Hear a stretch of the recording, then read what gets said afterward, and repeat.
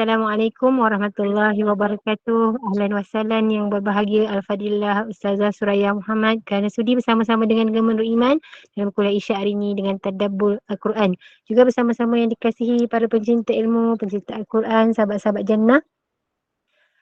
Terima kasih kepada grup Gema Nur Iman, tim pengurusan Gema Nur Iman yang dipimpin oleh pengurusi Rosniati binti Mansur dan para barisan AJK-nya. Jadi bagi memberkati majlis kita pada malam ini, mari sama-sama kita membacakan Ummul Kitab yang akan dipimpin oleh Al-Fadilah Ustazah untuk kita hadiahkan kepada baginda Rasulullah sallallahu alaihi wasallam, ahli keluarga baginda, sahabat baginda, para sadiqin, syuhada, alim ulama, ahli keluarga kita serta muslimin dan muslimat. Al-Fatihah. A'udzu billahi minasyaitonir rajim. Bismillahirrahmanirrahim. Alhamdulillahi Rabbil Alamin. Ar-Rahmanir Rahim. Maliki Yawmiddin. Iyyaka na'budu wa iyyaka nasta'in. Ihdinas siratal mustaqim. صراط الذين أنعمت عليهم غير المغضوب عليهم ولا الضالين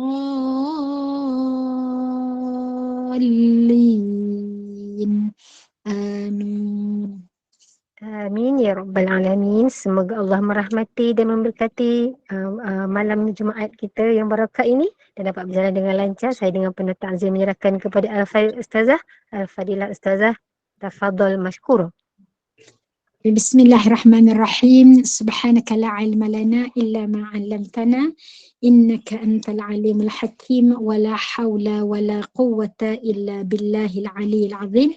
Allahumma salli wa sallim ala sayyidina Muhammad salatan tubashshiruna biha wa ahlana wa auladana wa jami'a masyayikhina wa muallimina wa talabatana wa talibatina min yaumina hadha ila yaumil akhirah.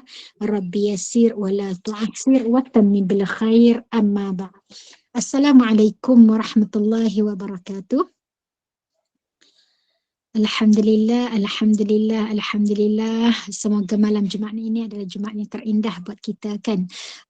Moga-moga benar-benar berada dalam bulan yang penuh dengan keberkatan, iaitulah bulan Rajab. Allahumma barik lana fi Rajab wa Sya'ban wa ballighna Ramadan wa ballighna Ramadan wa ballighna Ramadan. Okay, alhamdulillah. Dia ambil, ada lagi orang kat sana. Jadi alhamdulillah, insya-Allah hari ini Ustazah nak bawa sedikit sahaja benda yang Ustazah nak kongsi insya-Allah, iaitu berdasarkan daripada surah. Suara Ustazah perlahan. Mak cuba cari ada tak earphone kat situ.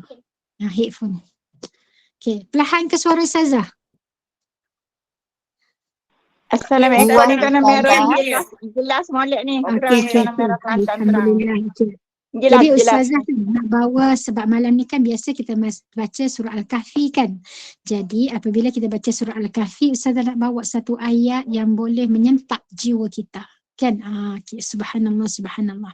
Iaitu ayat mana? Iaitu daripada ayat yang ke-10 daripada surah Al-Kahfi. Sekejap Ustazah guna earphone lah.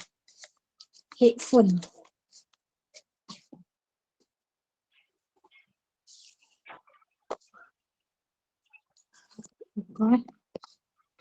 Boleh tukar tak? Boleh kan? Okey, sekarang dengar tak Ustazah? Dengar Ustazah. Alhamdulillah. Dengar tak suara Ustazah sekarang? Dengar, tadi dengar, sekarang dengar jelas. Jelas. Alhamdulillah. Tak rasa Ustazah tak clear kita kot rasanya. Tak, Ustazah dengar sahabat-sahabat. Okey, alhamdulillah clear Ustazah, sangat clear. InsyaAllah. Okey, sekarang? Baik, okey. Okey, jadi suara Clear, yang Ustazah. biasa lah. Sebabnya Ustazah rasa kalau guna yang tu lagi tak clear kan? Jelas tadi pun dah okey. Jadi Ustazah nak bawa satu benda yang Ustazah rasa tersentak. Dan benda ni Ustazah berkongsi dengan anak-anak didik Ustazah dekat Tarbiyah Stay tadi. Selepas baca Yasin, selepas baca Suratul Kahfi ayat 1 sampai 10. Jadi Ustazah Allah bagi idea, Allah bagi benda yang Ustazah nak sentuh. Jadi saya rasa why not Ustazah kongsi dengan sahabat-sahabat juga kan. Okay. Iaitu pada ayat yang ke-10. Subhanallah, subhanallah. Iaitu yang berbunyi wa idh awal fityatu ilal kahfi faqalu rabbana atina min ladunka rahmah wa hayyi lana min amrina rasyada. Apa yang Ustazah nak highlightkan? Kakak tidur sana. Okay, apa yang Ustazah nak highlightkan? Yang pertama sekali Allah gunakan idh awal fityah. Okay, Allah meng-highlightkan kepada kita rasa berbangga siapa yang punya fityah dalam hidup dia. Fityah tu namanya anak muda yang berumur daripada 15 hingga ke 40 tahun. Macam itulah dia sebut fityah. Okay. Jadi apabila ada fityah anak muda, Allah berbangga sangat. Subhanallah, jangan bising-bising dengan memang dalam rumah ni. Okay. Bayangkan Allah mengangkat martabat anak muda. Kalau mungkin kita dah tak muda sekarang, kita dah jadi veteran, kita dah mungkin jadi warga emas. Tetapi kita masih ada. Mungkin anak kita adalah anak muda. Mungkin di kalangan kita ni anak-anak saya semua dah kahwin Ustazah, dah lebih daripada umur 40, kan tak? Okay. Tapi kita ada cucu yang masih menjadi fityah. Jadi ambil peluang untuk menjadikan fityah aku bagaikan fityah di dalam Suratul Kahfi. Ustazah kan tak best lah bercakap tak ada gambar. Ustazah ni dah lah sekarang ni dalam 2-3 hari ni Ustazah tak tahu apa masalah Ustazah. Mata Ustazah dia hanya boleh buka separuh mata. Walaupun Ustazah dah cuba buka seluas-luasnya, tapi mata Ustazah hanya tetap bertahan pada separuh mata saja. Ustazah tak tahulah apa yang ada yang duduk atas tenggek dekat mata Ustazah pun Ustazah pun tak tahu lah ni. Okay, tapi ini adalah hanya rezeki yang telah Allah beri kepada Ustazah. Kan? Jadi Ustazah sangat seronok kalau sahabat-sahabat buka gambar. Tak? Jadi Ustazah dapatlah tengok wajah-wajah sahabat-sahabat ni. Jadi pada ayat ini Allah sebut idh awal fityah. Ingatlah ketika fityah ini berlari. Kan? Fityah ni menuju awal. Kan? Jadi apabila Allah menggunakan kalimat fityah, Allah nak menggambarkan tentang betapa Allah berbangga dengan fityah. Jadi jadilah kita insan kebanggaan Allah. Kalaulah kita kata kemana habisnya usia kita bermula daripada umur 15 tahun hingga ke 40 tahun. Kemana habisnya? Bayangkan apabila kita membayangkan tentang cerita tentang fityah ini, cerita tentang Ashabul Kahfi adalah di kalangan mereka adalah orang-orang yang menentang kepada kerajaan. Kerajaan pada masa itu adalah kerajaan yang zalim. Dan bagaimana pada masa itu yang menjadi menteri-menteri ataupun yang menjadi gubernur-gubernur pada masa itu adalah dari kalangan fityah. Dan apabila zaman kembali balik orang-orang muda memegang kerajaan, bermakna dunia kita akan kembali semula. Maksudnya dunia kita dah nak balik dah, kan tak? Dah tua dah. Zaman dulu, kebayangkan orang-orang yang memegang kerajaan, orang-orang yang berjuang adalah daripada kalangan orang-orang yang muda. Kan? Tapi selepas zaman berlalu, yang memegang kerajaan itu adalah golongan-golongan yang pencen. Kan?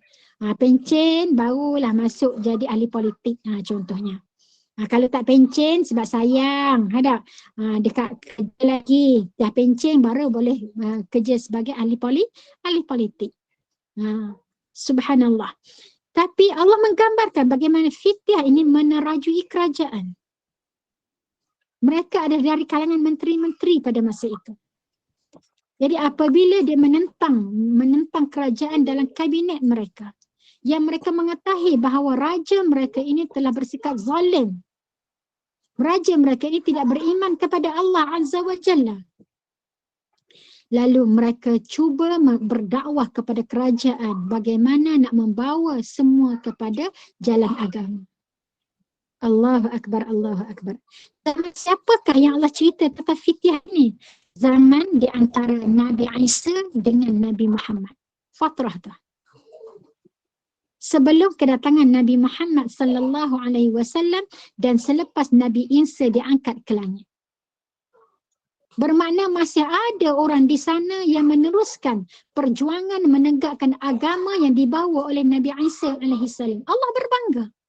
Di saat orang lain telah melupakan tentang agama ini, tapi masih ada orang yang meneruskan perjuangan. Jadi apa yang Ustazah nak highlightkan di sini? Jadilah kita mata rantai perjuangan Rasulullah sallallahu alaihi wasallam. Kalaulah fitiah ini Allah angkat martabatnya kerana dia meneruskan perjuangan yang dibawa oleh Nabi Isa, dan kita pada hari ini biarlah kita menjadi penerus perjuangan Nabi Muhammad sallallahu alaihi wasallam. Mata rantai perjuangan ini. Dan apa yang Allah highlightkan kita tentang fitiah ini namanya, kalau kita panggil hari ini, wakil rakyat. Betul tak? Kan menteri-menteri ni wakil kepada rakyat, kan? Apabila sebut wakil kepada rakyat, dia bekerja untuk rakyat, wakil je. Bukan hak dia. Dia hanyalah sebagai wakil semata-mata. Bayangkan. Subhanallah. Jadi kalaulah kita mengimagine kalimat wakil, dia boleh menjadi hak milik kita tak? Tak, namanya wakil je kan? Saya wakil kepada ibu saya datang menerima anugerah. Kira kita pun bawa lah balik pingat, kita pun rasa bangga tak pingat tu milik kita ke? Tak. Saya hanya wakil untuk dapat pingat bagi pihak ibu saya. Jadi bukan milik kita. Jadi tak perlu untuk kita berbangga. Apa yang kita nak bagi tahu tentang jawatan bukan suatu kebanggaan. Tapi dia adalah satu amanah daripada Allah. Subhanallah. Jadi apabila dia ada satu amanah daripada Allah, hendaklah kita laksanakan sungguh-sungguh. Lalu tak kala dia bergadai nyawa, bayangkan untuk membawa agama Allah ini sampai tahap mana? Sampai tahap mereka hendak dibunuh. Sampai kerajaan buat tampal habis. Siapa yang dapat jumpa orang-orang ni, mereka akan mendapat habuan macam-macam. Sama ada hidup maupun mati. Boleh bayang tak? Mana betul-betul di wanted lah kita sebut tak? Menjadi orang buruan orang panggil. Lalu bayangkan dalam keadaan mereka menjadi orang buruan kepada kerajaan, dia menuju tak tahu nak pergi ke mana, terus menghadapnya adalah ke gua. Apabila dia pergi menuju sampailah kepada gua. Tapi dalam tempoh perjalanan dia nak sampai ke gua, dia bukan berlari macam orang lari takut ke hantu. Kita kena faham benda tu. Kalau orang lari daripada takut pada hantu, lari sungguh kan, tak pandang dah ke belakang. Tak pandang kiri, tak pandang kanan. Tapi mereka ini kadang kita sebut awa. Awa ni boleh kita faham, nak sebut apa ya? Sebut macam mana lah sebut pada hari ni, melancong, boleh faham macam tu lah lebih kurang. Jadi dengan happynya, dengan pergi ya Allah, memang benar belakang aku ini ada musuh yang sedang mengejar aku, tapi di hadapan aku adalah misi. Ketika dia menuju kepada satu matlamat, dia nak pergi, tak tahulah nak pergi ke mana, tapi sambil dia pergi, sambil dia berdakwah. Yang mana dia jumpa dengan orang, semua dia dakwah. Sampailah membuktikan kepada kita, dia berdakwah kepada seorang pengembala. Apabila dia berdakwah, ini membuktikan bahawa dia bukan lari kerana takut. Tapi dia nak menyelamatkan akidahnya dan dia sedang berdakwah. Siapa lagi yang mahu mengikuti jejak langkah dia? Lalu sampai kepada tempat pengembala kambing, ada apabila dia berdakwah kepada pengembala kambing, maksudnya orang yang menjadi pengembala ini dia lebih nampak sebab dia melihat alam, dia tadabbur alam, dia sentiasa melihat kebesaran Allah Azza wa Jalla. Jadi apabila dibawa kepada mereka, siapa yang mencipta kamu, hanya lepaskan dia makan pokok, siapa yang membesarkan binatang tersebut? Allah. Jadi meresap dalam jiwa pengembala ini tentang Allah Azza wa Jalla. Lalu dia beriman. Lalu dia kata, saya nak ikut kamu. Bayangkan, Sebab tu jumlah dia orang kata sekejap kata 2, sekejap kata 3, sekejap kata 4, sekejap kata 5, sekejap kata 6, 7, 8 macam itulah kan. Yang disebut dalam ayat yang ke-22. Sayaquluna thalathatur rabi'ahum kalbuhum wa yaquluna khamsatun sadisuhum kalbuhum rajman bil ghaib wa yaquluna sab'atun wa thaminuhum kalbuhum qur rabbi a'lamu bi'addatihim ma ya'lamuhum illa qalil. Allah bagi tahu jumlah yang kamu berselisih. Ada kata 3, 4 itu ialah anjing. Ada kata 5, yang ke-6 itu anjing. Ada kata 7, yang ke-8 itu anjing. Tapi Allah highlightkan dalam ayat yang ke-22, pandangan mana yang paling tepat. Iaitulah pandangan yang mengatakan 7, yang ke-8 itu ialah anjing. Itu yang paling, sebab yang lain Allah sebut apa?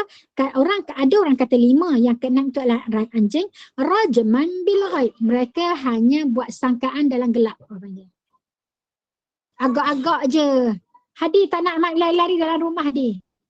Sangkaan dalam gelap je.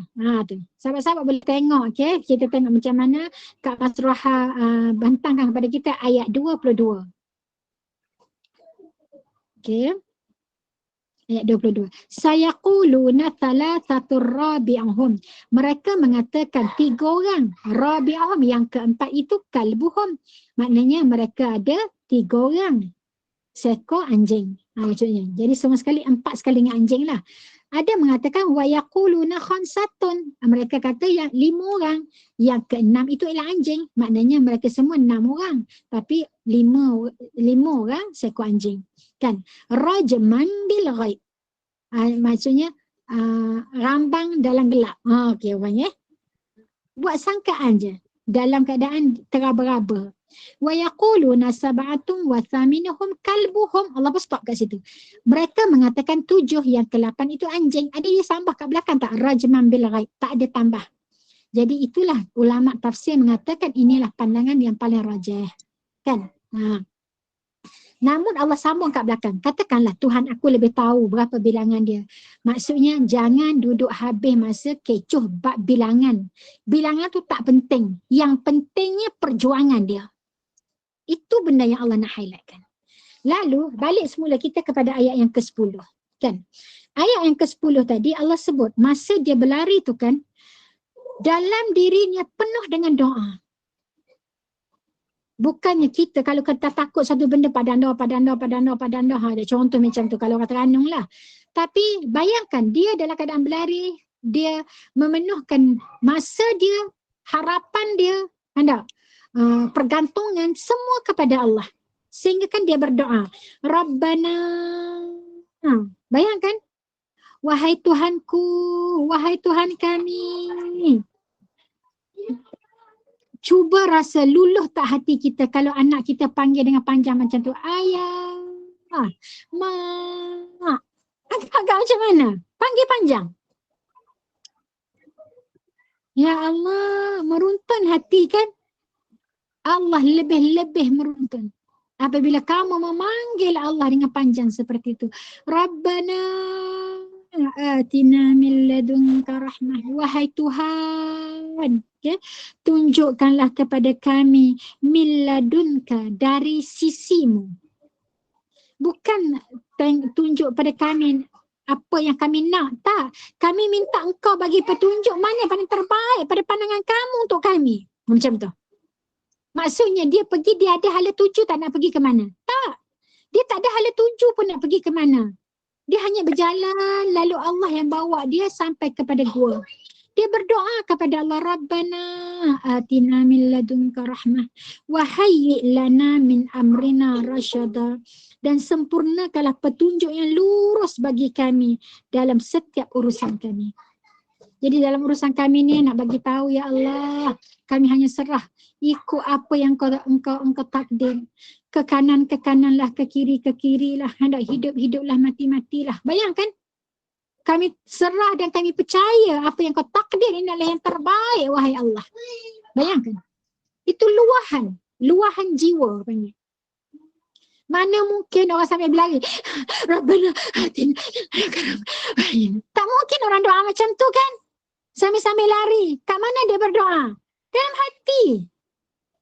Dia berdoa jauh dalam hati, dia panggil, Ya Rab. jawab. Ya Allah, tolong aku ya Allah. Beri aku petunjuk daripada sisimu ya Allah. Aku tak tahu nak hadap pada siapa lagi ya Allah. Di belakang aku penuh dengan musuh-musuh yang sedang mengejar aku. Kan? Semua orang inginkan aku untuk dibunuh ataupun untuk ditangkap. Sedangkan engkau wahai Allah, aku benar-benar berjuang mengajar orang, berdakwah kepada orang untuk mengajak kepada agama yang benar. Subhanallah, luahan hati, rintihan hati. Allahu Akbar, Allahu Akbar. Indah kan? Maksudnya apa yang kita nak ambil pengajaran? Allah suka sangat manusia ini dalam setiap urusan mereka adalah dengan doa. Kan? Ustazah terkedu sangat. Apabila anak ustazah kan, dia sakit perut. Dia muntah-muntah kat sekolah. Jadi cikgu dia telefon suruh ustazah pergi ambil dia kan. Hari Rabu kan? Rabu tak? Pergi ambil dia kan? Hari Rabu pergi ambil. Apabila hari Rabu pergi ambil dia kata, Hakim ni sakit perut Umi. Hakim muntah Umi. Iya, tunggu sabar. Hakim sakit sangat perut ni. Hakim nak balik. Hakim nak rehat Umi. Iya, Umi nak tolong macam mana lagi? Ustazah kata dia. Apa lagi Umi boleh tolong? Sabarlah sekejap, nanti kita balik rumah. Okey. Umi tak doa ke dengan Allah untuk Hakim? Allahu Akbar, tersentak hati Ustazah. Bayangkan. Sebab kita kata sabarlah. Macam tu je kan. Kita tak guna bahasa doa tu. Allah punya tegur Ustazah melalui anak kecil ini. Umur baru masuk 6 tahun kan. Tahun baru ni lah 6 tahun. Tapi tanya, Umi tak doa ke dekat Allah? Doa. Adik tak dengar pun Umi doa. Doalah Umi untuk Allah. Bagi Allah bagi adik sihat. Ya Allah ya Rahman. Benar-benar terkedu Subhanallah. Sebab tak pernah dengar orang minta macam tu. Biasa akan minta Umi letak ubah Umi sakit. Ya sakit. Sabarlah. Betul tak ni? Tapi dengan memohon doa. Umi, ayah Allah bagi sakit, adik sakit ni, Allah sayang adik kan? Iya. Bayangkan, Allahu Akbar. Jadi Allah pun bagi tahu dalam ayat ini kan, apabila dia sampai, dia pergi menuju ke gua kan. Allah nak menggambarkan satu benda yang sangat hebat kan. Iaitu dalam perjalanan sebelum dia pergi ke gua, apabila dia jumpa dengan pengembala tadi, pengembala kata nak ikut dia kan. Apabila pengembala tu nak ikut, bayangkan pengembala ini sedang mengembala punya banyaknya kambing-kambing, bukan seekor 2 ekor tapi sebanyak gunung. Maknanya orang Arab ni kan, kalau orang pernah pergi Arab lah, mungkin sahabat-sahabat adalah orang yang mungkin biasa pergi ke negara Arab. Jadi dekat negara Arab ni, mereka biasanya pajak gunung atau pajak bukit.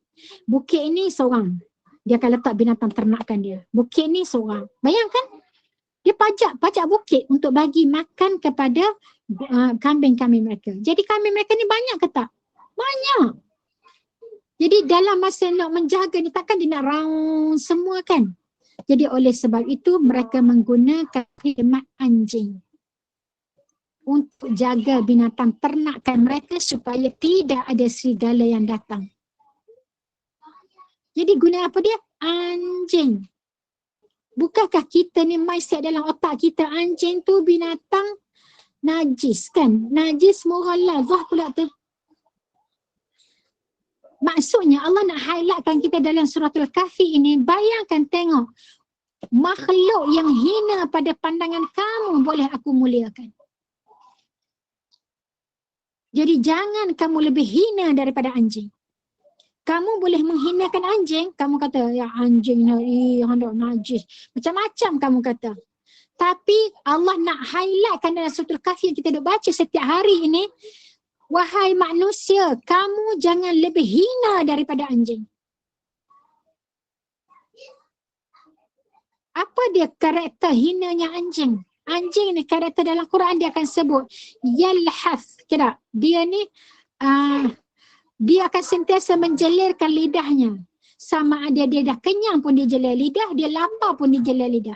Jadi karakter anjing apa dia? Jelir lidah. Sebab tu kita tengok manusia yang hina, dia selalu caci orang jangan jelai lidah. Nampak? Hina tahu tak orang yang buat amalan itu. Sebab dia menyamakan dirinya dengan anjing yang terjeler-jeler lidah. Jadi jangan sesekali menghina ataupun mengeji ke ataupun dengan cara jeler lidah. Sebab itu martabatnya adalah martabat anjing. Tapi Allah boleh angkat martabat anjing ni jadi mulia. Bayangkan sebagaimana di dalam surah Al-Kahfi ini Allah muliakan anjing. Maksudnya kalau kamu tak nak jadi lebih hina daripada anjing, karakter anjing itu pun, apakah karakter anjing yang Allah muliakan? Iaitu masa pengembala tadi nak ikut kumpulan fitiah, kumpulan-kumpulan yang menteri-menteri tadi kan, yang lari sebab dia nak dibunuh. Akhirnya masa dia nak lari, dia nak ikut ikut fitiah tadi, anjing dia pun ikut sama. Anjing dia ikut sama. Apa karakter anjing? Patuh pada ketua. Ini karakter anjing. Kalau kita belajarlah ustazah sampai duduk kaji tentang anjing ni kan, duduk baca tentang karakter anjing-anjing, hendak. Ya Allah, mulianya. Hendak bayangkan mulia macam mana? Kalau seseorang tu nak digambarkan tentang persahabatan, dia akan letak tentang karakter anjing. Sebab apa? Persahabatan itu, kalau anjing macam mana dia bersahabat dengan tuan dia, dia takkan lari kepada tuan yang lain. Patuh pada tuan dia. Taat kepada tuan dia. Bayangkan ini karakter anjing. Maksudnya Allah nak bagi tahu, wahai manusia, kalau kamu tak boleh patuh kepada tuan kamu tak boleh patuh kepada Allah, kamu tak boleh patuh kepada persahabatan, bermakna kamu lebih hina daripada anjing. Bab kepatuhan. Tengoklah, hendak. Padahal tugas dia ada kan, tugas dia kena jaga anjing. Tapi sebab dia patuh kepada pemerintah, kepada tuan dia. Kalau tuan dia lari, dia ikut lari pada bersama dengan tuan dia. Aku bekerja kerana tuan aku. Jadi kalau tuan aku pergi ke mana, aku akan ikut. Itulah karakter anjing. Jadi bayangkan, kita hari ini ada Allah. Allah perintahkan kita macam-macam. Kenapa tidak kita patuh kepada perintah Allah kan? Hanya semata-mata mengikut naluri kita, mengatakan bahawa kerja ni tak selesai lagi, kerja ni banyak kerja. Bayangkan? Subhanallah, subhanallah. Jadi besarnya nilai kepatuhan. Kepatuhan itu berada di samping ketua ataupun insan-insan yang rapat dengan kita. Allahu Akbar, Allahu Akbar. Ke hulu, ke mudik kan, okay? Ke mana sama kamu pergi, di situlah akan adanya dia. Itu nilai persahabatan. Tapi kalau kamu tak boleh nak patuh sampai tahap ini, bermakna jangan sesekali kamu hinakan diri kamu sendiri. Allahu Akbar. Hebat kan? Karakter yang Allah nak highlightkan pada kita. Dari sudut, bawa doa. Sebab tu doa ini biasa kita baca apa dia? Untuk kita mohon petunjuk daripada Allah. Contoh, dia antara yang biasa kita lazim baca doa ini adalah doa masuk dapur. Sahabat-sahabat kan, dah banyak masa dah diluangkan untuk kuliah-kuliah. Jadi masuk dapur tak banyak masa dah. Jadi bacalah doa ini.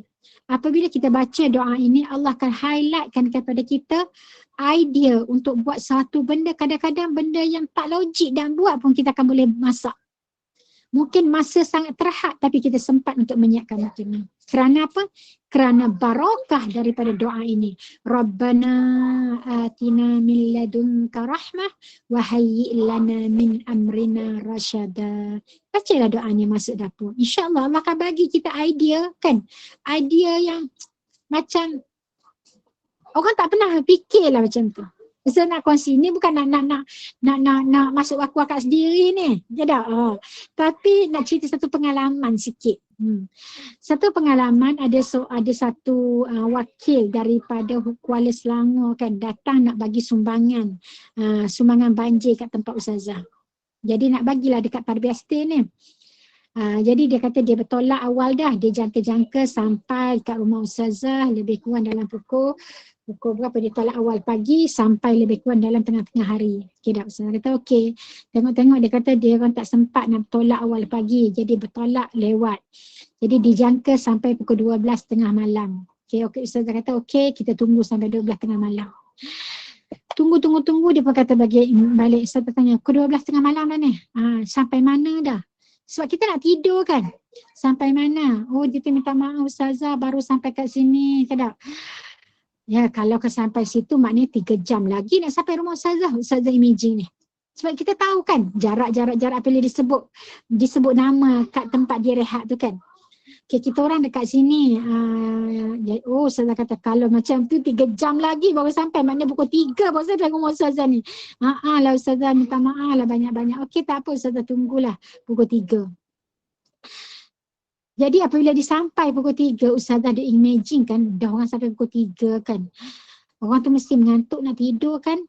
Mesti dia singgah mana-mana dah, dia makan. Tapi tengah hujan nak makan kat mana. Jadi ustazah kata tak apalah dulu. Sebabnya sementara tunggu ustazah pun mengemas rumah ustazah yang kena banjir kan. Jadi dalam masa sama tu sampailah pukul 3 dia sampai. Dia sampai pukul 3 tu, ustazah tengok reaksi air muka dia kan. Semua kelaparan.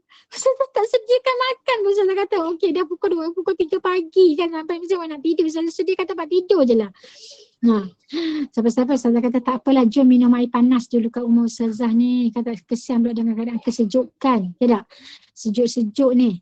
Okey lah, jadi ustazah fikir aku nak masak apa pukul 3 pagi ni. Kan? Tu apabila kita pun baca lah doa ni, Rabbana atina min ladunka rahmah wa hayyi' lana min amrina rasyada. Ustazah pun buka peti ais. Dalam peti ais ustazah ada nasi impik. Nasi impik saja tak ada kuah, tak ada apa, nasi impik je ada. Saya kata nak buat apa awal pagi ni, takkan nak masak kuah dia ke apa semua, nak makan nasi impik ni dengan apa kan. Buat cekodok, okey tak? Daripada nasi impik. Okey, ustazah tak buat cekodok, ustazah buat nasi impik goreng celup tepung. Siapa kat sini angkat tangan pernah makan nasi impik goreng celup tepung?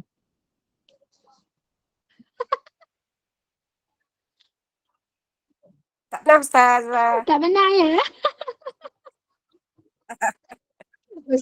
Sedap ke ustazah? Ustazah potong ni pini kan, ustazah potong goreng celup tepung.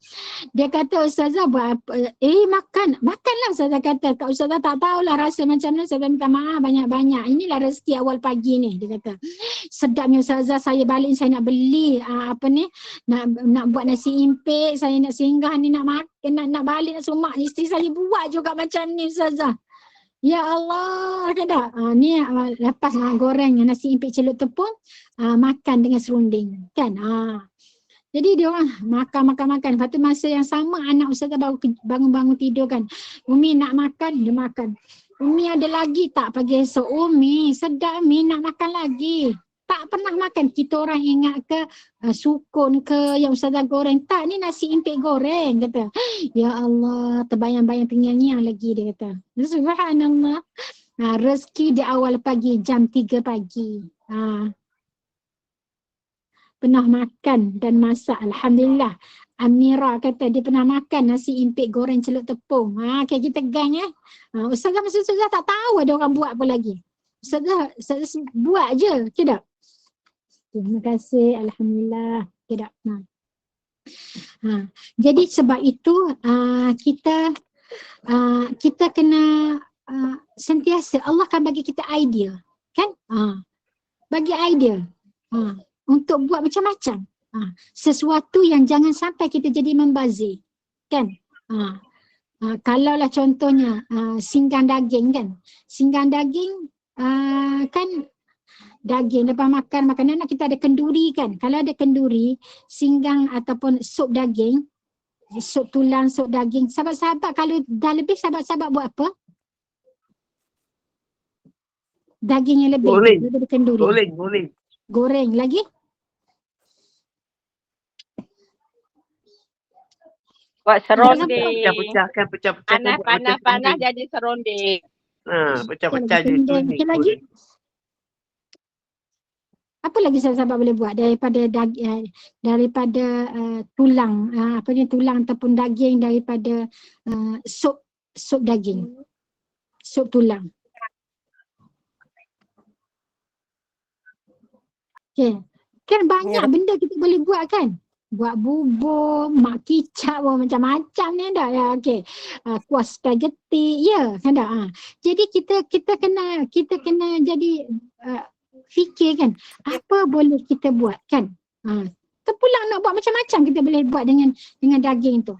Nasi impit goreng, macam goreng mi tu pun boleh kan dah. Okay, ya betul kan dah. Jadi kekreatifan. Jadi yang kita minta daripada Allah, Rabbana atina min ladunka. Ladunka itu namanya dari sisi Allah, idea daripada Allah, kreatif. Dia betul. Subhanallah, subhanallah. Jadi kita kena bijak kan. Kadang-kadang jadi tak adalah buntu nak masak apa ni, nak masak apa ni kan. Okay? Jadi kita akan modify satu benda. Ustazah, satu lagi pengalaman Ustazah nak share sikit kan. Ustazah masak laksa. Kan, masak laksa. Ya Allah, hendak lepas masak letak atas dapur tu, terkejar sebab pergi angkat kain apa semua. Pergi tengok, laksa tu dah lembek dah. Saya kata nak buat apa dengan laksa yang lembek ni? Punya dia, ya Allah, macam mana nak makan dah ni, laksa dah lembek ni. Tapis buang air dia sekejap, Ustazah pun buatlah apam. Ustazah modifynya buat apam. Lagi satu Ustazah buat kuih apa lah daripada tu kan tak? Ya Allah ya Rahman, subhanallah subhanallah. Tu dia orang kata bila masa buat yang tadi kan tak? Ya Allah. Tapi maksudnya nak bagi tahu kepada sahabat-sahabat, penting sangat doa ini dalam kehidupan kita. Biar kita akan rasa, ya Allah, hendak ini satu benda datang daripada Allah Azza wa Jalla. Allah bantu kita, Allah beri kepada kita. Jadi idza awal fityah. Nampak tak?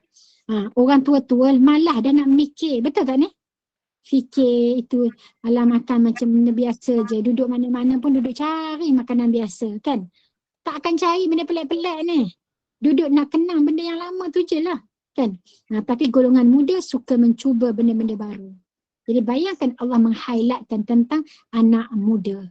Allah bangga. Kalau kita nak jadi insan kebanggaan Allah, kita cari apakah dalam Quran yang orang-orang yang dibanggakan oleh Allah. Jadi pertama, manfaatkanlah waktu muda. Kalau di kalangan kita, sebab tu kita nak cakap dekat anak-anak kita, bahawa manfaatkanlah masa muda kamu sebelum umur kamu 40 tahun. Manfaatkanlah. Subhanallah. Indah. Menjadi insan kebanggaan Allah. Apabila Allah telah bangga dengan kita, barulah maksudnya kita akan mendapat radhiyallahu anhum wa radu'an. Dzalika liman khasyiya rabbah. Bayangkan? Iaitu Allah redha kepada mereka, mereka pun redha kepada Allah. Lalu Allah titipkan dalam jiwa mereka menjadi sifat khasyah, takut kepada Allah. Dan hanya orang-orang yang takut nama apa ni lah? Al-ulama, macam mana sebut? Siapakah orang yang paling takut kepada Allah? Macam mana bunyi ayat dia tu? Ulama lah orang yang sangat takut kepada Allah. Maksud ulama tu adalah dengan ilmu. Kalau kita tidak ada ilmu, kita akan bertindak kerana ikutan orang-orang. Dan dia tidak akan bertahan lama. Tapi kalau kita bertindak kerana ada ilmu, insya-Allah kita akan jadi orang yang istiqamah. Jangan sampai ilmu menyelewengkan kita untuk menggunakan ilmu untuk mencari habuan dunia. Tapi manfaatkanlah, moga-moga ilmu yang kita dapat, dia akan memandu kita ke jalan yang benar. Kan tak? Dia akan menjadi benteng diri kita untuk buat sesuatu yang bertentangan dengan syariat daripada Allah Azza wa Jalla. Subhanallah, subhanallah. Okay. Jadi itulah dia perkongsian yang Ustazah nak kongsi dengan sahabat-sahabat tentang fityah, tentang kalbun, tentang rahmat daripada Allah kan, dan menjadi orang yang apa dia Allah letak kat sini rasyada, bijak. Okay? Rasyid ini maksudnya suatu yang Bijaklah kita sebut. Mendapat petunjuk. Rasyadah juga maksudnya petunjuk. Jadi apabila Allah yang memberikan petunjuk kepada kita, tidak akan ada orang yang dapat menghalang. Kalau semua orang dalam dunia ini bersekutu untuk memberikan mudarat kepada kita, tapi kalau bukan dengan izin daripada Allah, mudarat itu tak akan sampai kepada kita. Kita pegang benda tu. Dan kalau semua orang dalam dunia ini bersatu untuk memberikan kebahagiaan kepada kita, tapi Allah tak izinkan, dia tidak akan mampu juga kan. Sebab itulah kebahagiaan, ketenangan bukan diukur daripada fizikal. Sebab dia adalah anugerah daripada Allah. Kalau kita mengatakan bahawa kaya itu memberikan kita tenang, salah. Kan? Berapa ramai orang kaya semakin takut, semakin kaya semakin takut dengan kehidupan dunia. Sebab tu, cuba kita compare. Rumah siapa yang ada pagar? Orang kampung tak ada pagar kan? Sebab pada dia apa yang nak takutnya? Tapi makin dalam hati kita ada rasa takut, kita akan letak pagar. Pertama, apabila takut tu lagi hebat, lagi risau, kita akan letak kaca ataupun besi ataupun apa-apalah yang tajam-tajam di atas pagar. Punya risau kan? Takutnya. Tak cukup dengan tu. Perasaan takutnya tentang takut benda berlaku dalam hidup dunia ini, kita pun letak jaring yang ataupun kita sebut CCTV. Bayangkan, tak cukup dengan CCTV. Okey, ambil pula namanya jaga. Ya Allah, semua ini melambangkan semakin rapuh pergantungan diri kita kepada Allah Azza wa Jalla. Bukan Ustazah kata tak boleh nak berusaha, boleh. Tapi makin banyak kita buat, makin nampak bahawa ketakutan kita. Yang Allah nak suruh kita ada sifat khasyah. Khasyah ni takut dan berharap sangat kepada Allah Azza wa Jalla. Dan Ustazah juga sedang membina benda tu. Allahu Akbar, Allahu Akbar. Mungkin Allah bagi ujian dalam hidup kita sebab Allah nak tengok ketulusan dalam jiwa kita sendiri. Jadi doa-doakanlah moga Allah berikan kesihatan kepada Ustazah. Ustazah pun tak tahu dah 2 hari, nak besok hari ketiga ni kan. Mata Ustazah tak boleh nak buka luas. Ustazah dah habis cuba dah buka mata ni luas-luas macam mana. Ustazah pun tak tahulah. Jadi mata jadi separuh je. Macam ada benda yang duduk kat atas mata ni. Ustazah pun tak tahulah. Allah nak bagi tahu kot supaya pandanglah hanya dunia ini dengan sebelah mata. Separuh mata sahaja. Yang lain itu pandanglah kepada akhirat. Kan? Nampaklah Allah. Subhanallah, subhanallah, subhanallah. Jadi wallahu a'lam, Ustazah buka kepada persoalan dululah dalam masa 15 minit.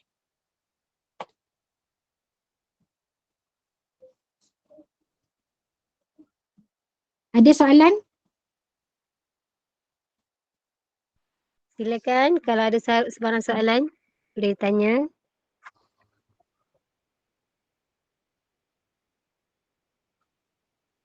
Assalamualaikum Ustazah. Waalaikumsalam. Boleh tunjuk muka tak orang-orang yang nak bercakap? Ustazah pun nak berkenalan. Kejap Ustazah. Nak tanya dulu Ustazah. Ustazah, doa ayat 10 ni boleh diamalkan di mana-mana ni? Ya boleh.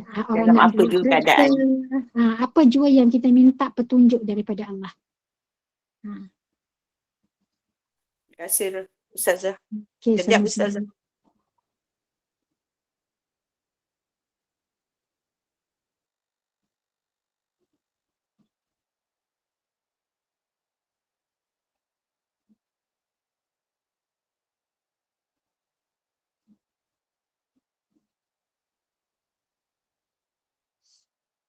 Ustazah minta maaf, Ustazah kena explain mata Ustazah tu sebab takut nanti orang anggap Ustazah ni ngantuk ke, Ustazah ni okay, satu Ustazah explain dulu siap-siap mata Ustazah.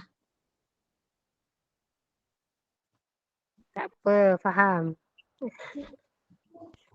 InsyaAllah. Ada lagi soalan? Silakan, siapa nak tanya lagi? Silakan. Ustazah. Waalaikumsalam warahmatullahi wabarakatuh. Kucing nak bertanya Ustazah ke orang yang nak bertanya ni? Orang. Cuba tunjuk muka Ustazah, orang tu. Kalau masalah tu, maksudnya masalah tu dia berkait dengan suami kita, maksudnya bos dia terlalu garang, boleh tak gunakan doa ni? untuk dia macam selesaikan masalah dia lah. Boleh tak? Boleh je kalau kita tengok kepada asas doa ni tak ada masalah pun. Okay tak? Sebab kita tak tahu macam mana cara Allah nak selesai masalah kan. Jadi boleh tak ada masalah pun nak gunakan. Tapi biasanya doa ini dibaca untuk kita mohon petunjuk daripada Allah untuk kita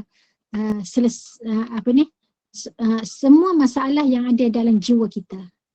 Maksudnya kalau suami nak guna ayat ni untuk dibacakan kepada bos dia tak ada masalah lah. Tapi jangan sesekali masa kita baca doa kita apa yang kita nak. Sebab tu ayat ini dia menyebut awal-awal awal fityatu ilal kahfi. Apabila dia membawa diri kan kita sebut pergi kepada gua. Tapi dia sendiri pun tak tahu ke mana dia nak pergi. Tapi hala tuju kenapa disebut kepada gua, kan tak? Apabila sebut gua adalah satu tempat gua ni makhluk buat ke Allah yang buat? Allah buat kan? Dia pergi kepada tempat yang hanya direct Allah yang mencipta, tidak ada sangkut paut dengan manusia. Maknanya dia membawa diri dia kepada melihat keagungan Allah Azza wa Jalla. Dan apabila Allah sebut Al-Kahfi dalam ayat ini, gua tu bukan kecil, gua tu besar. Untuk menunjukkan satu mukjizat yang selepas ini, maksudnya macam ni maksud saya. Apabila dalam doa ini menggambarkan kepada kita satu kepasrahan, redha apa yang telah Allah takdirkan. Jadi Allah takdirkan dia sampai ke gua, dia redha dengan ketetapan itu. Dan dia mengetahui pasti ada hikmahnya kenapa Allah hantarkan dia ke gua. Akhirnya kita akan melihat dalam surah Al-Kahfi banyak sangat di-highlightkan tentang kelebihan kenapa Allah hantar dia ke gua. Sebab Allah nak tunjuk mukjizat. Allah nak tunjuk kelebihan. Jadi macam tu juga kita apabila kita duduk dalam keadaan contohnya bos tu garang. Kita pun baca doa. Jangan letak harapan supaya lepas ni bos aku tak garang. Yang contohnya. Tapi kita minta wahai Allah beri aku hikmah. Beri aku nak melihat apa hakikat yang sebenarnya yang ada di sebalik yang Allah nak takdirkan dalam hidup aku melalui garangnya bos itu. Gitu go. Dia ambil. Ya. Terima kasih Ustazah, saya faham.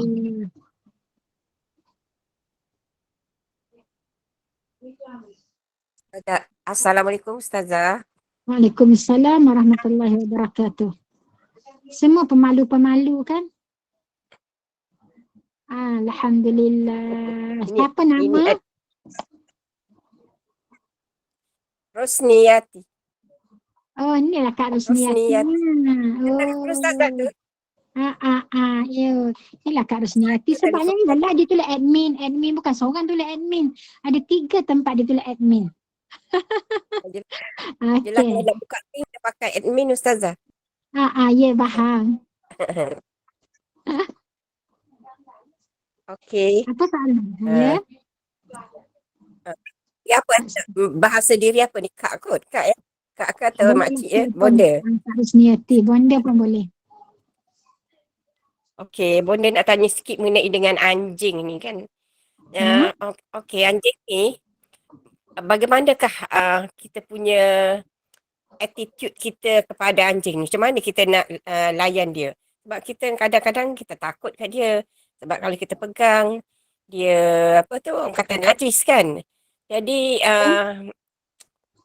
macam kita rasa macam dia tu macam hina, tapi kan Allah Ustazah cakap tadi Allah makan macam naikkan darjat dia kan, binatang yang hina tu. Jadi macam manakah kita nak layan anjing ni kalau kita jumpa anjing? Okey, pertama okey, tak apa, faham saja, faham soalan tu. Okey, pertama kita kena melihat Allah menggunakan anjing itu adalah untuk perli kita. Allah gunakan benda tu adalah untuk sentap hati kita. Supaya kamu jangan jadi manusia yang hina. Kerana kamu sendiri memandang anjing itu adalah binatang yang hina. Betul kan? Kita memandang anjing tu bukan binatang yang kita muliakan. Okey. Namun dalam masa yang sama Allah bawa kepada kita attitude kita dengan anjing, jangan benci melampau. Orang panggil. Kan? Cara kamu menunjuk kebencian kamu kena ingat, sehina-hina macam mana sekalipun dia adalah makhluk Allah. Dan setiap sesuatu yang kamu pandang hina sekalipun, dia ada kelebihan. Jadi manfaatkan kelebihan yang ada pada mana-mana sesuatu, individu-individu tersebut. Sehingga kan Allah kata, bayangkan binatang yang hina itulah anjing pun aku angkat martabat. Kenapa kamu apabila tengok seseorang sedangkan kebaikan dia banyak lagi, tapi kamu duduk tonjolkan keburukan dia. Sedangkan Allah mengajar kepada kita melalui attitude anjing tadi bahawa bagaimana kita kena mengangkat martabat atau mesti mengangkat kelebihan. Walaupun pada hakikatnya nampak benda tu buruk sekalipun. Maknanya tolong cari kebaikan. Jelas Allah nak tegur kita, Allah nak suruh kita, akhlak kita macam tu. Akhlak kita. Jadi macam mana sikap kita pula dengan anjing? Sikap kita dengan anjing apabila seseorang, tadi Mi bagi kat dapur. Seseorang itu apabila dia nak pelihara anjing, boleh, bukan tak boleh, boleh, tapi dengan syarat. Untuk apa dia pelihara anjing? Anjing hanya boleh dijadikan adalah alat untuk membantu kamu. Dia adalah alat saja, bukan tempat permainan. Dia bukan binatang jinak macam kucing. Dia adalah binatang untuk membantu kamu. Bukan kamu jadi hamba anjing. Anjing tu jadi hamba kamu. Kena faham tu. Hari ini ramai orang yang dia jadi hamba anjing. Betul kan? Dialah yang memandikan kucing, dialah yang kucing pula dia anjing, dialah belainya pagi-pagi bawa anjing tu jalan-jalan. Kamu pula jadi hamba dia, ya? Bukan anjing jadi hamba kamu, kamu pula jadi hamba kucing, hamba anjing. Macam tu. Jadi salah lah etika tu. Etikanya anjing itu hanya boleh dijadikan apa dia? Alat untuk memudahkan kerja kamu. Contoh, jadi jaga. Sebab jaga manusia ni dia lalai. Tapi dia tak sama dengan anjing. Anjing, orang yang bukan tuan, yang tak biasa datang rumah, dia akan menyalak sebab apa dia tak kenal. Tapi anjing boleh hidu bau. Dia boleh kenal orang ni dah biasa datang rumah, jadi dia tak menyalak. Dia kenal. Sebab itu digunakan anjing adalah untuk jadi bahan buruan. Sehingga dalam Quran, dalam Islam sendiri membenarkan untuk kita makan makanan ataupun binatang buruan anjing. Anjing tu kita lepas dengan lafaz Bismillahirrahmanirrahim, dia pun pergi tangkap binatang. Kan? Untuk bahan buruan kita. Lepas tu binatang tu dia pun bawa datang kat kita. Kita boleh ambil makanan tu dan kita boleh makan. Dia jadi halal. Sebab apabila kamu telah kontrol dia, dia menjadi alat kamu. Okay, berarti namanya binatang buruan. Okay, jadi kalau orang tu nak guna binatang tu untuk jaga rumah, boleh. Tapi letak sangka untuk dia. Jangan bagi dia lepas merayap ke mana-mana. Tak boleh. Dia bukan binatang untuk merayap ke mana-kemari. Sebab tu kita kena laporkan kepada majlis untuk tangkap mana-mana anjing liar. Sebab dia akan memberikan kerosakan. Tak boleh anjing dibiarkan berkeliaran di mana-mana. Siapa nak jaga anjing boleh letak dia dalam sangkar untuk dijadikan alat. Sebab dia daripada jauh pun dia tahu dia gunakan bau. Dia tak sama dengan orang. Sebab tu nak mengesan, polis memang akan menggunakan anjing untuk mengesan bau kan. Kat mana dia dia akan korek, dia akan cari. Jadi manusia tak boleh tipu dah tentang anjing ni. Dia Allah bagi kelebihan kepada anjing. Jelas Bonda, jelas tak Bonda? Jelas Ustazah. Alhamdulillah, terima kasih banyak. Sama-sama. Assalamualaikum Ustazah, nak raya anjing saat ni lagi. Okey ni kat kawasan Masjid Han ni orang tanah lada dengan timur. Jadi dia belalah anjing tu ada jalan ikut depan Masjid Han ni. Tapi kita takut dia mari tutup pagar. Cuma dia baik ke anjing tu. Dia ada dah tu kat kebun lada dengan kebun timur. Orang Melayu lah dia nya. Boleh. Boleh digunakan untuk apa dia? Nasi goreng celup tepung tak ada malam ni. Jangan duk minta dengan Umi. Okay. Tak adanya. Dengar Umi ke kuliah tadi dengar nasi impit celup tepung. Dah merayu nak minta. Tak boleh. Tidak. Sedap. Okey. Okey. Balik semula tentang anjing. Umar, jangan duduk macam tu, Umar. Nanti jatuh. Keliling Ustazah ni ada anak-anak yang sedang mendengar kuliah ni. Okey. Masya Allah juruhnya.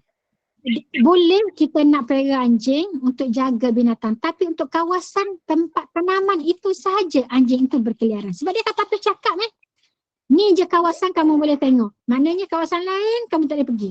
Cakap dengan anjing tu. Anjing tu akan faham. Kita bagi tahu sempadan dia. Sebab tu nak pelihara anjing dia kena belajar. Dia tak boleh lepas tu dia pergi merayak kat tempat orang lain. Salah. Bukan kata jangan pula kita pandang orang Melayu, apalah dia pelihara anjing. Pelihara anjing tu tak salah. Yang salah membiarkan dia berkeliaran, pergi curi selipar orang sampai kat rumah Ustazah selipar pun kena gigit sampai separuh. Bayangkan? Anjing-anjing dia tu kan yang datang ada lepak sana lepak sini. Jadi salah. Sebab kita ada Patutlah dia macam tak mayam dia ke pos itu. Patut pun kita ingat ke sana. Siapa tak dengar? Macam bunuh anjing tu. Tembak boleh anjing. Sebab tu kita sepak anjing tak boleh. Walau kita benci macam mana pun kita tak boleh menyepak. Sebab dia ada adab dia. Jadi contohnya kalau kita tak mampu, sebab tu kita suka panggil majlis. Bahagian yang boleh menguruskan, maknanya tembak anjing ke, bahagian urusan kerja dia. Ada seorang sahabat Ustazah kan, dia kata, ya Allah macam manalah, dia kata anjing selalu lepak kat rumah dia, nak buat macam mana, dia kata anjing tu memang lepak kat rumah dia. Dia lepak dekat mana? Setiap kali dia balik tengah malam kan, anjing tu akan tunggu dulu kat muka pintu untuk masuk dalam pagar dengan dia. Jadi apabila kereta masuk je pagar kan, dia pun ikut terus. Ya Allah, halau macam mana pun dia duduk bawah kereta. Sampailah suatu ketika, satu hari dia kata, ya Allah aku nak macam mana nak halau anjing ni. Last dia kata, kerana kesian dekat anjing tu, dia pun buatlah rumah anjing. Tahu Ustazah juga. Dia buat rumah, dia ambil canvas kan, dia pun buat atap untuk anjing tu duduk dan dia pun bagilah makan pada anjing tu. Tak terniat pun sebenarnya dia nak pelihara anjing. Bayangkan masyarakat duduk kata, Ustazah tu pelihara anjing. Bayangkan macam-macam dia kena tohmahan. Dia kata anjing tu tak nak lari. Saya nak buat macam mana lagi? Saya tak tahu dah macam mana. Akhirnya jadilah duduk kat rumah dia. Kan? Lepas tu satu hari, dia ada tikus. Macam mana kan dia pun bagi makan racun apa semua, letak racun kan. Entah macam mana si anjing tu dia pada malam tu dia keliling rumah, dia intai sebabnya bunyi macam-macam kan kat belakang rumah. Rupa-rupanya ada ular, entah macam mana masuk kat rumah dia ni kan. Jadi dia pun bergelumang lah dengan ular tersebut.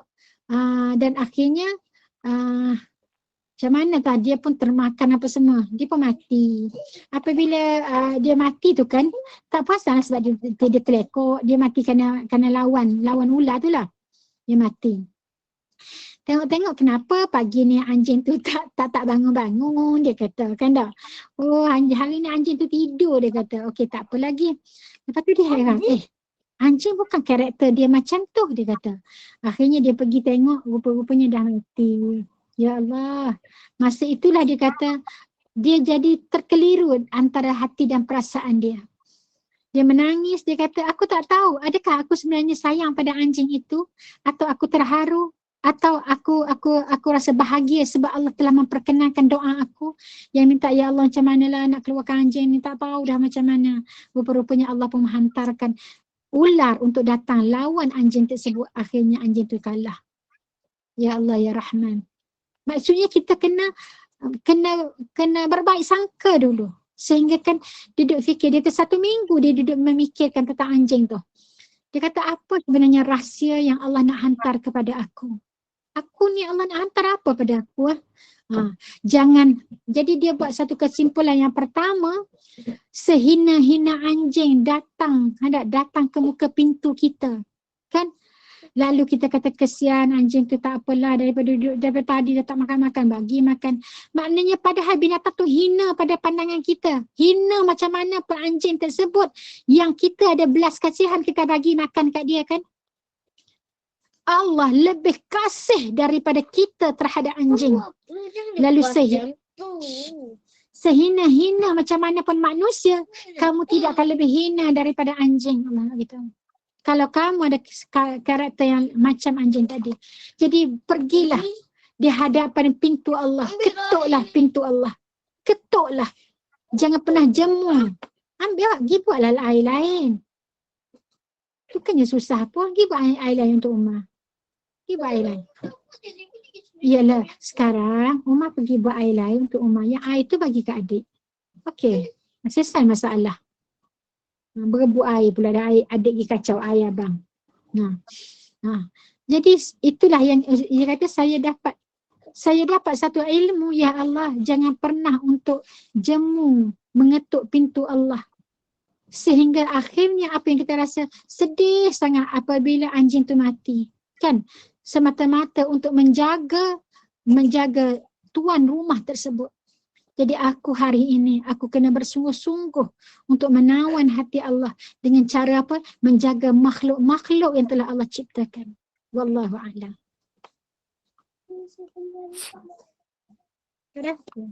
Ustazah, Ya? kalau jiran kita, dia bukan Islam lah kan? Dia kan belancing. Tapi lepas tu dia suka bawa pergi jalan-jalan dekat taman. Macam contoh depan rumah kita ada padang kan. Petang-petang ke dia bawa pergi dekat taman tu, jalan-jalan bawa anjing dia. Lepas tu kadang-kadang dia bagi anjing dia berak dekat taman tu. Perlu ke kita tegur sikap dia? Perlu sebab padang kan tempat permainan budak-budak kan, Ustazah kan? Betul. Sebab kita kena cakap dengan dia, perlu untuk menjaga hak keharmonian. Dia kena hormat agama kita, kita juga kena hormat agama dia. Islam aja kan, kita jangan hina agama dia. Dan dia juga tak boleh hina agama kita. Agama kita memandang najis mughalladhah. Okay? Kita kena tegur dia. Sebab tu penting kepada kita kuasa pemerintahan. Duduklah sana. Adik-adik duduk sana, dek. Kadang-kadang kan Ustazah kan, dia bagi anjing dia tu kencing dekat pokok yang kita tanam. Sedangkan dia tahu kan pokok tu kita tanam. Itu nak dia sengaja untuk membuat satu permusuhan. Subhanallah. Jadi bukan kata akak seorang yang menghadapi isu tu kan. Termasuk Ustazah yang duduk di kampung ni. Hari ni Ustazah masih nak pergi kuliah tadi. Dekat masjid. Tengok 5 beranak anjing. Bayangkan, seekor mak dia ada 5 anak dia duduk lepak tengah-tengah jalan kan. Saya pun ambil gambar dia satu. Nak bagi tahu kepada majlis, tolong settlekan anjing kawasan kampung kami yang telah berpuluhan. Bayangkan, puluhan anjing yang berkeliaran. Memang kita akan rasa rimaslah dengan anjing. Tapi ada sesuatu mungkin Allah nak tegur pada kita. Kamu aku hantar anjing untuk kamu buat muhasabah. Bahawa kamu suka tak kalau aku memandang kamu seperti kamu memandang anjing. Jadi cek balik apa salah kita. Gimana kita. Allahu Akbar, Allahu Akbar. Mungkin apabila semua orang jadi kembali balik kepada Allah, Allah akan settlekan masalah anjing tadi. Sebagaimana sahabat Ustazah tadi kan, menyerah urusan anjing yang ada dekat rumah dia tu kepada Allah. Akhirnya Allah hantar ular kan. Yang kita tak sangka-sangka pun jalan itu akan berlaku. Dia hanya bagi makan dan awak macam mana. Bagi tempat, buat sangka kat dia. Buat tempat lah, tambak. Tak tambak lah dia kata. Sebab dia memang tak lari, dia tak bergerak. Cuma cakap kat dia, kalau kamu nak duduk kat sini, duduk sini je. Jangan bergerak. Dia patuh sungguh. Allahu Akbar, Allahu Akbar. Wallahu a'lam. Assalamualaikum. Simpan. Saya nak keluar daripada cerita anjing. Tapi binatang walaupun binatang yang bisa ke binatang ganas dia tetap makhluk Allah kan Ustazah? Betul. Apa yang binatang ganas pun tetap makhluk Allah kan Ustazah? Ya, betul. Okey. Apa yang berlaku pada saya ni, ada satu malam tu saya nak pergi ke tandas, agaknya dalam pukul 2 ke 3 pagi tu. Alamak, ada lipan dah Ustazah dalam tandas tu kan. Jadi saya sebut salah. Saya tak bunuh ni binatang berbisa kan. Apakah tengah-tengah malam tu, betul ke binatang tu ke apa saya bunuh ni lipan tu? Tak salah. Tak salah. Tak salah. Bukan ke kalau tengah-tengah malam bukan jelmaan ke Ustazah? Tak, Memang dia lipan betul. jelmaan ini adalah contohnya macam ular. Sebab ular ini, ular tu jelas dalam hadis Nabi. Takut-takut dia adalah jin. Ya, ular tu mesti warna hitam ya Ustazah? Tak semestinya ular. Sebab Nabi sebut kalimat ular. Jadi Ustazah kalau macam tu macam sebab apabila kita ikhtiar itu namanya satu ibadah. Maksudnya kita bunuh, wahai Allah aku bukan nak ni, tapi kerana dia adalah binatang berbisa. Untuk menjaga, kita kena jaga maruah diri kita, kita jaga nyawa kita.